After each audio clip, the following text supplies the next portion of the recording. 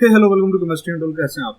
देखिए गाइस, आप लोग अब धीरे धीरे जैसे जैसे आप वक्त करीब आ रहा होगा, अब आप मॉक टेस्ट की तैयारी करना शुरू कर दोगे।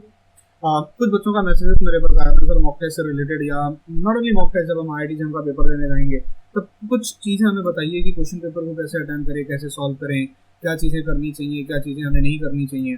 तो उनसे रिलेटेड मैं कह सकता हूँ कि मैंने अपने पूरे एक्सपीरियंस से 3 इंपॉर्टेंट पॉइंट्स आप लोगों को ढूंढ के निकाले हैं, और ये 3 इंपॉर्टेंट बातें ही मैं आप लोगों के साथ करने वाला हूँ। मैं ज़्यादा लंबा चौड़ा वीडियो नहीं बनाऊंगा, मैं ज़्यादा प्रवचन नहीं देने वाला। 3 चीज़ें मेरी याद रखना जब भी आप पेपर देने जाओगे, कोई भी कॉम्पिटेटिव एग्जाम देने जाओ, फिर वो CSIR नेट हो, गेट हो, जैम हो, BHU, DU, CU, कोई भी कॉम्पिटेटिव एग्जाम देने जाओ, सबसे पहली चीज़, जब भी आप पेपर देने बैठोगे सबसे पहले पेपर एनालाइज कीजिए। आपका पेपर ऑफलाइन नहीं है, अभी ऑनलाइन हो चुका है। ऑनलाइन में आप क्वेश्चंस को टैप करके आगे पीछे आगे पीछे आगे पीछे कर सकते हैं। डिपेंडिंग अपॉन आप कौन सा कॉम्पिटेटिव एग्जाम दे रहे हो, नंबर ऑफ क्वेश्चंस अलग अलग हो सकते हैं। किसी में 50 क्वेश्चन होंगे, किसी में 100 क्वेश्चन होंगे, सेक्शंस अलग अलग हो सकते हैं। आप गेट की तैयारी कर रहे हो या जैम की तैयारी कर रहे हो, है ना। सबसे पहले आप क्वेश्चन पेपर एनालाइज करोगे। देखिए, मैं ऐसा मानता हूँ, कोई भी बच्चा हो, कितना ही होशियार क्यों ना हो, वो कभी 100% सिलेबस पढ़ के जा ही नहीं सकता। किसी ना किसी का कोई ना कोई टॉपिक हमेशा रह ही जाता है। आप ये कभी नहीं कह सकते कि मेरा 100% सिलेबस पढ़ के हो गया। किसी का कुछ रह जाएगा, किसी का कुछ। अगर मान लीजिए आप सॉलिड स्टेट भी पढ़ के जा रहे हो, तो सॉलिड स्टेट में मैं ऐसा कभी नहीं कह सकता आपने 100% पढ़ा होगा। कुछ ना कुछ, कितना ही तुर्रम खान, कितना ही स्मार्ट, कितना ही इंटेलिजेंट बच्चा क्यों ना हो, भले ही वो ऑल इंडिया रैंक 1 लेके आया हो, कुछ ना कुछ उसका हमेशा कहीं ना कहीं रह जाएगा। तो पहले तो खुद को ये समझा लो कि 100% सिलेबस कवर कर पाना इज प्रैक्टिकली नॉट पॉसिबल। अब मान लो आपने कोई चैप्टर पढ़ा है, अब आपने उस चैप्टर के अंदर से, फॉर एग्जांपल आपने सॉलिड स्टेट पढ़ा है। अब सॉलिड स्टेट के अंदर मान लीजिए आपने ऑलमोस्ट सारी चीजें पढ़ ली और अब बड़े कॉन्फिडेंट हो कि कोई भी क्वेश्चन आएगा मैं उससे रिलेटेड क्वेश्चन सॉल्व कर सकता हूँ।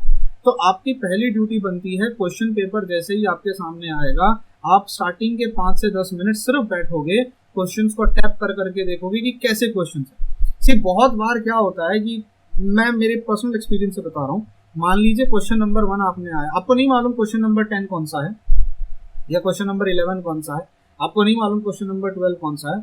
आपने क्वेश्चन नंबर 1 देखा, आपका फटाक से आंसर आ गया, आप खुश हो गए। आप क्वेश्चन नंबर 2 पे चले गए, आपने क्वेश्चन नंबर 2 सॉल्व किया, बहुत जल्दी आंसर आ गया, आप एकदम मोटिवेटेड हो गए, यार फटाफट आंसर आ रहा है। आप क्वेश्चन नंबर 3 पे गए और वहां जाके आप फंस गए।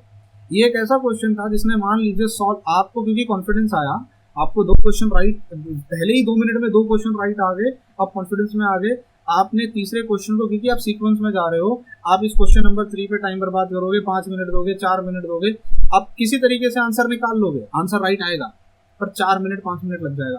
फिर आप क्वेश्चन नंबर 4 पे जाओगे, फिर आप वही गड़बड़ करोगे। लेकिन अगर वहीं पे सोचिए, अगर आपने क्वेश्चन पेपर पहले से देखा होता और आपको ये पता होता कि क्वेश्चन नंबर 3 से ज्यादा इजी क्वेश्चन नंबर 10 और 11 और 12 है, तो क्वेश्चन नंबर 3 पे 4 मिनट देने की बजाय आप एक मिनट में, यानी 3 मिनट में 3 क्वेश्चन सॉल्व कर लेते।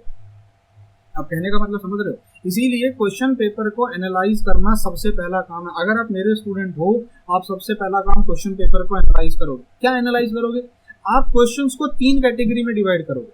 पहले होंगे गुड क्वेश्चंस। गुड क्वेश्चन वो क्वेश्चंस होते हैं, ये हमेशा, देखो जब मैं अनअकैडमी पे था तब भी मैंने बच्चों को, मैं 3 साल अनअकैडमी पे रहा, मैंने तीनों साल बच्चों को यही सिखाया, और इस तरीके ने मैं जब ऑफलाइन पढ़ाता था IIT JEE नीट पर, काफी हेल्प करी है इस कॉन्सेप्ट में। गुड बैड वर्स्ट, इससे आपका टाइम बचता है और कुछ नहीं, आपका टाइम बचेगा। आप क्वेश्चन देखने के बाद, मान लीजिए कोई क्वेश्चन आ जाता है ब्रैग्स लॉ पे, आपको पता है ब्रैग्स लॉ का फॉर्मूला है 2d sin theta will be equal to n lambda, और आपको कॉन्फिडेंस है आप इस क्वेश्चन को सॉल्व कर सकते हो। कोई भी क्वेश्चन ना देखने के बाद ही हमको समझ में आ जाता है कि हाँ ये मेरे से हो जाएगा, फिर वो MCQ हो, न्यूमेरिकल टाइप हो, या मान लीजिए वो MSQ हो, आपको कॉन्सेप्ट से ही समझ में आ जाता है। अब एक क्वेश्चन आ जाता है, मान लीजिए क्वेश्चन आ जाएगा मोलार कंडक्टिविटी के ऊपर इलेक्ट्रो का, और आपने मोलार कंडक्टिविटी पढ़ी नहीं है, तो देख के समझ में आ जाता है यार मोलार कंडक्टिविटी मुझे याद नहीं है, मुझे इसका आंसर आएगा कि नहीं आएगा मुझे श्योर नहीं है। जिस क्वेश्चन को देखकर आप ये कॉन्फिडेंटली कह दोगे कि वही आपका गुड क्वेश्चन कहलाए, तो गुड क्वेश्चन जो होते हैं ना, वो देख के समझ में आ जाते हैं। और ये ऐसे क्वेश्चंस होते हैं जिनका आंसर आप 1 मिनट या 1 मिनट के अंदर अंदर आप निकाल सकते हो, क्योंकि आपने इन क्वेश्चंस को शायद कहीं ना कहीं मॉक टेस्ट में दिया होता है, आपने शायद ये ऐसे क्वेश्चन होते हैं जिसको कहीं ना कहीं आपने सॉल्व किया होता है, आपको कॉन्सेप्ट पता होता है, आप उस जिन क्वेश्चन को देख के खुश हो जाओ, अरे यार ये तो आता मेरे को, ये गुड क्वेश्चन है। बैड क्वेश्चन वो होते हैं जिनको देखने के बाद आपको ऐसा लगता है दिमाग लगाना पड़ेगा पर आंसर आ जाएगा। जैसे मान लीजिए अगर एटॉमिक स्ट्रक्चर क्वेश्चन आ जाता है, रेडियस, एटॉमिक रेडियस से रिलेटेड, बोहर्स के मॉडल से, अब आपको फॉर्मूला याद नहीं आ रहा, आपको इतना पता है 0.52 कहीं पे तो था, अब n² था कि z² था, मुझे याद नहीं है, लेकिन मैं थोड़ा दिमाग लगाऊंगा, दिमाग पे जोर डालूंगा तो आ जाएगा। ये वो क्वेश्चंस होते हैं जो 1 मिनट से ज़्यादा का टाइम, या मान लीजिए 2 मिनट का टाइम आपका ले लेंगे, 2 से 5 मिनट इन क्वेश्चंस को सॉल्व करने में आपके जा सकते हैं। ये बैड, यूजुअली ये जो बैड क्वेश्चंस होते हैं ना, ये MSQ टाइप के क्वेश्चंस होते हैं। यूजुअली MSQ टाइप, क्यों MSQ टाइप होते हैं? क्योंकि मान लीजिए न्यूमेरिकल अगर MSQ में आ गया, आपको सॉल्व करना है और फिर आपको सारे ऑप्शंस के साथ रिलेट करना है, ये सही है, ये सही है, ये सही है, ये, तो इसमें टाइम लगता है। तो यूजुअली जो बैड क्वेश्चंस होते हैं वो MSQ, और MSQ के मेरे ख्याल से 10 ही क्वेश्चन आते हैं आपके पास, आपको ध्यान देना है वो आपके बैड क्वेश्चन। मैं नहीं था हर एक क्वेश्चन तक मैं जनरलाइज नहीं करना चाहता, नहीं तो बच्चे क्या करेंगे ना, ये अंधा कानून समझ के चल पड़ेंगे सारे, फिर MSQ को बैड क्वेश्चन मान लेंगे। MSQ में भी कुछ क्वेश्चन ईजी होते हैं। वर्स्ट क्वेश्चन वो होते हैं, और ये worst question usually NET type के क्वेश्चन होते हैं, न्यूमेरिकल टाइप के क्वेश्चन, जिनको देखते ही यार ये तो मैंने पढ़ा ही नहीं था, ये तो आउट ऑफ सिलेबस आया है, ये मुझे आता ही नहीं है। जैसे क्वांटम का कोई क्वेश्चन आ गया, या मान लीजिए नेम रिएक्शन का या रिएजेंट का, या मान लीजिए जैसा कोई क्वेश्चन आ गया, पेरिसाइक्लिक का क्वेश्चन आ गया, ऐसा कोई कॉन्सेप्ट आ गया जो आपने हाथ भी नहीं लगाया था। अब देखो पूरा क्वेश्चन पेपर तो वर्स्ट क्वेश्चंस का नहीं बना होता। एक चीज हमेशा याद रखना बेटा, एक चीज बता दे रहा हूँ, अगर 10 क्वेश्चन आपके पेपर में आते हैं, 10 में से 5 क्वेश्चन आपको हमेशा ऐसे मिलेंगे जो ईमानदारी से अगर आप पढ़ के गए हो तो आप सॉल्व कर सकते हो। इन 10 में से आपको 3 क्वेश्चन ऐसे मिलेंगे जो थोड़े से डिफिकल्ट होते हैं, और 2 क्वेश्चन जो होंगे ना, वो इन 10 क्वेश्चन में से आप यूँ समझ लो कि 100, अगर मैं 100 के स्केल पे चलूँ तो 50 क्वेश्चन आपको हमेशा ऐसे मिलेंगे जो आप आराम से सॉल्व कर सकते हो थोड़ा दिमाग लगा के। 30 क्वेश्चन थोड़े डिफिकल्ट होते हैं और 20 क्वेश्चन हाईली डिफिकल्ट होते हैं, ठीक है। ये कैटेगरी होती है आपके क्वेश्चन। ये जो 20 क्वेश्चन होते हैं ना, ये आपका ऑल इंडिया रैंक 1 से लेके 100 डिसाइड करते हैं। ये स्मार्ट बच्चे जो होते हैं, जिन्होंने काफ़ी मेहनत करी होती है, ये 20 क्वेश्चन उनके लिए होते हैं। जो ये आपका 30 क्वेश्चन होते हैं ना, ये आपका 100 से लेके आपका यूँ समझ लीजिए 1000 तक का रैंक डिसाइड करते हैं। और जो ये 50 क्वेश्चन होते हैं, क्योंकि ये काफ़ी सिंपल होते हैं, मोस्टली बच्चे सॉल्व कर लेते हैं, ये 1000 के, मतलब आप अगर क्वेश्चन पेपर को देखो तो आपको गुड क्वेश्चन पक्का मिलेंगे। ऐसे क्वेश्चन गुड और बैड क्वेश्चन मिलेंगे जिन पे आप दिमाग लगा के आराम से सॉल्व कर सकते हो। आपको 100 में से टारगेट रखना है कि मुझे 60 नंबर लेके आने। मैं मेरे बच्चों के लिए, आराम के बच्चों के लिए टारगेट दे रहा हूँ 100 में से 60 नंबर लेके आने। अगर 60 या 60 से ऊपर आपके आ जाते हैं तो आपको IIT मिलने का बहुत अच्छा खासा चांस है, अच्छी IIT मिलने का चांस है। अगर ये मैं जनरल कैटेगरी की बात कर रहा हूँ, मैं जनरली बात कर रहा हूँ, मैं किसी रिजर्वेशन या कास्ट पे नहीं जाना चाहता, इन जनरल में बात कर रहा हूँ। अब आप OBC में हो, SC में हो, ST में, आप अकॉर्डिंगली हिसाब लगा लो कि कितने नंबर हमें कम लेके आने पड़ेंगे। जनरल के लिए मैं हाईएस्ट बात कर रहा हूँ, 60 मोर देन इनफ होता है एक अच्छे IIT में एडमिशन दिलाने के। बैड क्वेश्चंस और गुड क्वेश्चंस पे ही आप टारगेट करोगे, वर्स्ट क्वेश्चंस को आप छोड़ दोगे। ये वर्स्ट क्वेश्चन जो होते हैं ना, न्यूमेरिकल वाले होते हैं। वर्स्ट क्वेश्चन वो होते हैं जिनमें आप कम से कम ना एक क्वेश्चन के पीछे 5 से 10 मिनट लगा दोगे। और ये वो क्वेश्चन होते हैं जहां ऐसे मुंडी यहाँ वहाँ घुमा के देखेंगे तेरे को आया क्या, तेरे को आया क्या, दुनिया भर का हम स्क्रैम्बलिंग करेंगे, और सब कुछ करने के बाद लास्ट में हम ये कंक्लूजन पे पहुंचे कि हमें इस क्वेश्चन का आंसर नहीं आता। तो पहले ही उस क्वेश्चन को क्रॉस कर दो। आई बात समझ में? अच्छा, अब अगला सवाल आता है, या हो आप गुड बैड और वर्स्ट का गेम खेलोगे। आप वहाँ पे गुड बैड वर्स्ट अपने आपके पास जब आप पेपर देने जाओगे, स्क्रिबलिंग पैड मिलेगा, लिखने के लिए पेन मिलेगा, आप लिख लो क्वेश्चन नंबर 1 2 3, क्वेश्चन नंबर आपके जितने गुड क्वेश्चन ऐसे ऊपर लिखना गुड, फिर लिखना बैड, फिर लिखना वर्स्ट, फिर देखना क्वेश्चन नंबर 1 अच्छा गुड लग रहा है तो गुड के नीचे लिख लेना 1, मतलब क्वेश्चन नंबर 1 आपका गुड क्वेश्चन है।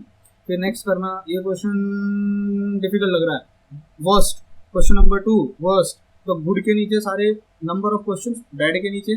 फिर इसके बाद उस पेपर को अपने सामने रखना और देखना गुड के कितने क्वेश्चंस हैं। मान लीजिए आपको 10 ऐसे क्वेश्चन दिखाई दिए जो गुड क्वेश्चंस हैं आपके लिए, सबसे पहले उन 10 क्वेश्चंस को सॉल्व करोगे।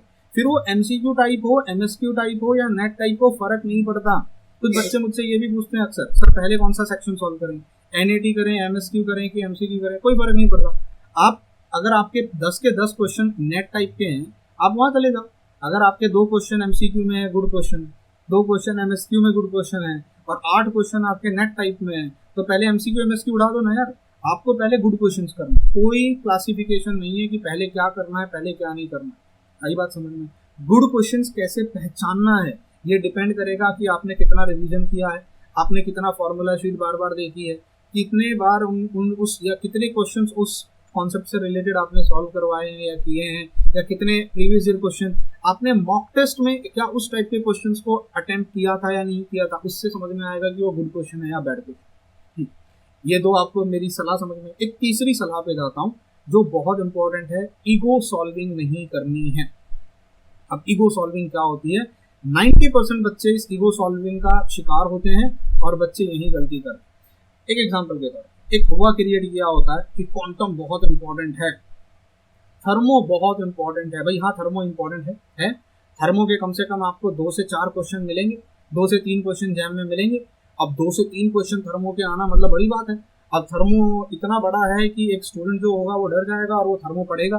मान लीजिए बेचारे ने ढंग से थर्मो पढ़ा भी नहीं और थर्मो में उसको इजीली, मतलब कहते हैं ना, कॉन्सेप्ट भी ढंग से नहीं आते, लेकिन क्योंकि लोगों ने कहा थर्मो इंपॉर्टेंट है उसने पढ़ लिया। अब थर्मो का क्वेश्चन दिखा, उसने साइकोलॉजिकली माइंड में क्या सेट कर लिया, थर्मो इंपॉर्टेंट है, वो सब जगह थर्मो ही ढूंढेगा। इसीलिए मैं कभी किसी चैप्टर को ये नहीं कहता इंपॉर्टेंट है, बेटा फर्क नहीं पड़ता। आप थर्मो की जगह अगर 4 छोटे चैप्टर करके जाओगे ना तो भी उतनी प्रोबेबिलिटी है कि आप 4 क्वेश्चन सॉल्व कर लोगे। थर्मो के 3 क्वेश्चन ही सॉल्व करने हैं ना, तो 3 में एक चैप्टर के एक क्वेश्चन सॉल्व करूँ। सरफेस का एक क्वेश्चन फिक्स आता है, मैं सरफेस कर लूंगा। मेरे को पता है एटॉमिक स्ट्रक्चर का एक क्वेश्चन फिक्स आता है, मैं एटॉमिक कर लूंगा। रेडियस वाला, बोहर वाला मॉडल से एक क्वेश्चन फिक्स आता है। मुझे पता है स्टीरियो केमिस्ट्री का एक क्वेश्चन फिक्स आता है, मैं वो कर लूंगा। तो छोटे चैप्टर्स को अगर मैं करके जाऊँ तो क्या फर्क पड़ता है। ईगो सॉल्विंग में बच्चा क्या करता है, क्योंकि उसे वो ईगो आ जाती है, मैंने इतनी मेहनत करी है, मैंने ये चैप्टर पढ़ा है, मैं तो इसका आंसर निकालूंगा, मैंने कम से कम 4-5 दिन इस चैप्टर के पीछे दिए थे, और वो बच्चा उस क्वेश्चन के पीछे बैठेगा ये रियलाइज किए बिना कि वो वर्स्ट क्वेश्चन है उसके लिए वो वर्स्ट क्वेश्चन है। हो सकता है एक क्वेश्चन किसी स्टूडेंट के लिए गुड क्वेश्चन हो जाए, इट ऑल डिपेंड्स कि आपने वो टॉपिक पढ़ा है कि नहीं पढ़ा। अब आप में से कोई बच्चा होगा शायद जिसने लेट अस से वॉइड्स के बारे में ना पढ़ा और क्वेश्चन वॉइड्स पे आ जाए, तो वो क्वेश्चन अगर वॉइड्स पे अगर आपने नहीं पढ़ा आपके लिए तो वो वर्स्ट क्वेश्चन हो गया। पर किसी ने हो सकता है लास्ट में एग्जाम में घुसने से पहले ही वर्ड्स देख ली हो और उसको वो याद भी हो, शॉर्टकट डिफेक्ट क्या है, फ्रैंकल डिफेक्ट क्या है, और क्वेश्चन उसी पे आ जाए तो उसके लिए तो वो गुड क्वेश्चन हो जाएगा। तो आपका एक ही मंत्र है मेरी तरफ से, आप जितने भी क्वेश्चंस आपके सामने आएंगे पहले 5 से 10 मिनट आप क्वेश्चन पेपर को एनालाइज करोगे, फिर उसमें से गुड बैड वर्स्ट निकालोगे, उसकी लिस्ट बनाओ। और ये सब जल्दी जल्दी होना चाहिए, क्विकली होना चाहिए, टाइम पास नहीं करने का, टाइम बर्बाद नहीं करने का। उसके बाद एमसीक्यू, एमएसक्यू, नेट क्या पहले सॉल्व करना है डिपेंड करेगा ज्यादा गुड क्वेश्चंस कहाँ पर है, फिर बैड क्वेश्चन पे जाओगे, लास्ट में अगर मौका मिला तो आप वर्स्ट क्वेश्चन पे जाओगे। ईगो सॉल्विंग आप नहीं करोगे। इस ईगो सॉल्विंग का शिकार मैं पर्सनली हो चुका हूँ। 2018 की बात है, जब मैं नेट का पेपर देने गया था, मैंने हैदराबाद में जाके 6 महीना नेट का तैयारी करके आया था। और 2017 में मैं गया था हैदराबाद में। 2017 में जब मैंने नेट का पेपर दिया, बहुत बुरे नंबर से मैं फेल हुआ, ठीक है। उसके बाद में जब मैं मुंबई वापस आया 2017 में एग्ज़ाम देके, मैंने दोबारा एग्ज़ाम देने की कोशिश करी 2018 में। और क्वांटम मैं बड़ा मेरे को पसंद आता था क्वांटम, और क्वांटम के क्वेश्चंस मैंने बहुत प्रैक्टिस करे थे। तो जब पेपर हुआ और पहला जब मैं क्वेश्चन पेपर CSIR नेट का देने बैठा, उसमें क्वेश्चन आया क्वांटम का, और वो क्वांटम का जो क्वेश्चन था वो 2 मार्क्स वाला था। सेक्शन बी जिसे हम कहते हैं, सेक्शन ए जो होता था एप्टीट्यूड था, सेक्शन बी जो था वो 2 मार्क्स का होता था, और सेक्शन सी जो होता था वो 4 मार्क्स का होता था। अभी तो पेपर पैटर्न बदल गया, हमारे टाइम की बात बता रहा हूँ मैं, ये भी 2 मार्क्स के होते। उस 1-2 मार्क्स के क्वेश्चन को सॉल्व करने के लिए मैंने 15 मिनट लगा दिए। क्यों? ईगो पे आ गई थी ना, क्वांटम है बॉस, योगी जोशी तो क्वांटम पढ़ के आया है भैया, योगी जोशी क्वांटम कैसे नहीं सॉल्व करेगा। ये रियलाइज भी नहीं किया कि उससे इजी क्वेश्चंस, ऐसे 3-4 इजी क्वेश्चंस थे जो सेक्शन सी में थे। सोचो उस एक क्वेश्चन को राइट सॉल्व करके मुझे सिर्फ 2 ही मार्क्स हासिल हुए, और ऐसे 3 क्वेश्चन थे जिनको 4 मार्क्स के थे, मैं 12 मार्क्स वहां ले सकता था। उस साल मेरा CSIR नेट सिर्फ 1 मार्क्स से रह गया था, 1 मार्क्स, और मैं कहीं ना कहीं उसका ब्लेम क्वांटम को देता हूँ, इस क्वेश्चन को देता हूँ। अगर इस क्वेश्चन को छोड़ के मैंने सेक्शन सी के लास्ट के 3-4 क्वेश्चन अगर कर लिए होते तो बहुत इजी थे, पर मैं वहां तक पहुंच ही नहीं पाया, मेरे पास टाइम ही नहीं मिला, क्योंकि मैं इसको सॉल्व करने में ईगो सॉल्विंग में लग गया था। तब मुझे ये ईगो सॉल्विंग उस दिन समझ में आई कि ईगो सॉल्विंग क्या होती है, बर्बाद कर देगी। ईगो सॉल्विंग मत करना, नहीं आता राहुल द्रविड़ बनो, बॉल को डॉच करो, आगे बढ़ो, जब अच्छी बॉल आएगी तब उस पर 4 या 6 मारो। सहवाग बनने की जरूरत नहीं है हर बॉल पे, समझ में आई मेरी बात? तो यही टिप्स मैं दे सकता हूँ। प्लीज मॉक टेस्ट अच्छे से दो। आपका भला ही 70% सिलेबस पढ़ के हुआ हो, फर्क नहीं पड़ता, पर वो 70% ऐसा होना चाहिए कि उससे अगर एक भी क्वेश्चन आ जाए आप नहीं छोड़ोगे। क्योंकि सोचो बेटा, आपको 100 में से मैं सिर्फ आपसे कह रहा हूँ 60 नंबर लेके आने हैं, सिर्फ 60 नंबर अगर आप प्रॉपरली ईमानदारी से बिना नर्वस हुए पढ़ के जाते हो तो भी आप 60 नंबर निकाल पाओगे। आप अगर प्रीवियस ईयर के क्वेश्चंस को एनालाइज करोगे, देखो थोड़ी मेहनत आपको करनी पड़ेगी, मैं स्पून फीडिंग करने में बिलीव बिल्कुल नहीं करता। आप प्रीवियस ईयर के पेपर एनालाइज करोगे तो आपको ये समझ में आएगा कि बहुत सारे ऐसे चैप्टर्स हैं जिनके रिपीटेड क्वेश्चंस आते हैं, जैसे सरफेस के ले लो, एटॉमिक स्ट्रक्चर के ले लो, रिपीटेड सेम केमिकल बॉन्डिंग के क्वेश्चंस ले लो, इजी और रिपीटेड टाइप के क्वेश्चंस आते हैं। आप अगर वो भी करके आते हो, आप अगर 50 से 60 के ब्रैकेट में भी रहते हो आउट ऑफ 100, तो भी मैं देखो ऑल इंडिया रैंक 1 एक्सपेक्ट भी नहीं कर रहा आपसे, मैं नहीं बिलीव करता हूँ और मुझे कोई फर्क भी नहीं पड़ता आपका ऑल इंडिया रैंक 1 आए या 10 आए या 100 आए। मैटर करता है सिलेक्शन होता है, 1 से क्या ही फर्क पड़ता है, 1 वाला भी उसी IIT में पढ़ रहा है जहाँ पे 100 वाला भी जाके पढ़ रहा है। रैंक विल ऑब्वियसली, मैं ब्रांडाइजिंग करूंगा अगर ऑल इंडिया रैंक 100 के अंदर आता है, एडमिशन चाहिए, बट एडमिशन ज़्यादा इंपॉर्टेंट है। आपको IIT मिलती है जिन, और आपको IITs है ना 50 के ऊपर मिलनी शुरू हो जाती है। 50 के मार्क्स अगर आप टच करते हो ना तो आपको IIT में, जनरल कैटेगरी की बात कर रहा हूँ, आपको मिलना शुरू हो जाएगा, इतना याद रखो। ठीक है, तो लंबा चौड़ा प्रवचन दे दिया मैंने। अभी धीरे धीरे आपको ऐसे बहुत सारे वीडियोस मिलने लगेंगे जहाँ पे मैं ये सारी चीज़ें गाइड करूँगा, आपको बहुत सारी चीज़ें बताते रहूँगा। आपको एग्जाम से रिलेटेड पूरे साल में डिस्टर्ब नहीं करता, मैं बिलीव करता हूँ कि आप पढ़ाई करो, और अब आपको मैं डिस्टर्ब करना शुरू करूँगा, और इन बातों को सुनना, समझना, शांति से बिलीव करना, तजुर्बे के साथ आपको पता। ठीक है, चलिए मिलते हैं अगले वीडियो में। Till then bye, take care and God bless you.